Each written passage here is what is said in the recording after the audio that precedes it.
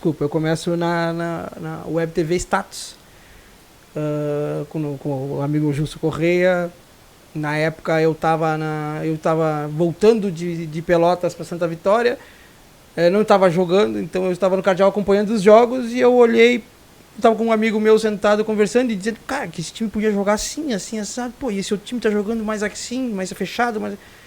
Eu olhei e disse, sabe uma coisa, eu posso tentar entrar como comentarista esportivo, né, pra ver se... Aí eu, tá maluco, tá louco, me diz o Mano, que é um amigo meu, irmão. Ele tá louco, cara, mas não, vou tentar. Aí eu conversei com o Agilson, era na época o único que fazia a transmissão. Sim, pioneiro. Eu cheguei nele e digo, Agilson, tá precisando de comentarista? Ele disse, com aquela loucura do Agilson, tô. Quer transmitir? Quer comentar? Eu aceito. E eu tava comentando o jogo. E sabe que eu me lembro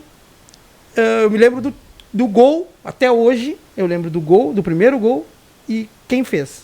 E que time fez, só não me lembro quem foi que sofreu.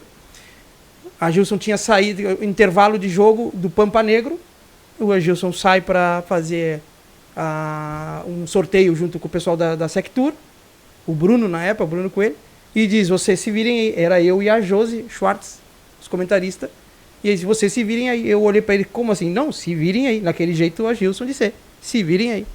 Eu digo, tá, ok, vamos se virar. Daqui a pouco deu um rebuliço, que a bola sobrou alta pro Dalvan dentro da área, Dalvan, filho do finado Foguinho, e o Dalvan de cabeça faz o gol por cima do goleiro. Golaço. E eu largo o primeiro grito de gol. E o Agilson me olha e diz, pronto, achei o narrador.